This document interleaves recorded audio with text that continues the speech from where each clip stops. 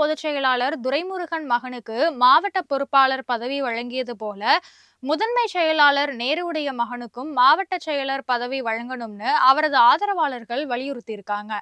துணை முதல்வர் உதயநிதிக்கு ஆதரவாக செயல்படணும் அப்படிங்கிறதுக்காக திமுகவோட மூத்த மாவட்ட செயலாளர்கள், மூத்த அமைச்சர்கள், மூத்த நிர்வாகிகளுடைய வாரிசுகளுக்கு கட்சியில முக்கிய பதவிகள் வழங்கப்படுது. அதன்படி மூத்த அமைச்சருமான துரைமுருகனுடைய மகன் கதிர் ஆனந்த்க்கு வேலூர் வடக்கு மாவட்ட திமுக பொறுப்பாளர் பதவி வழங்கப்பட்டது.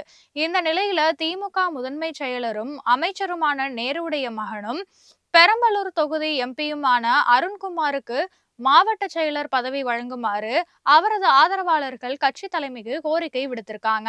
இதற்கு அச்சாரம் போடும் வகையில திருச்சி மத்திய மாவட்ட செயலர் வைரமணியை அழைக்காம அவருடைய பெயர் இல்லாம லால்குடியில அருண்குமாருடைய ஆதரவாளர்கள் பூத் ஏஜென்ட் கூட்டத்தை நடத்தியிருக்காங்க.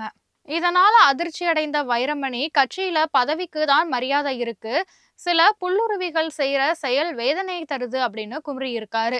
அமைச்சர் நேருடைய மகனுக்காக தன்னோட பதவி பறிக்கப்படும் அப்படிங்கிறத முன்கூட்டியே வைரமணி தெரிந்து கொண்டு பேசுவதாகவும் சொல்லப்படுது.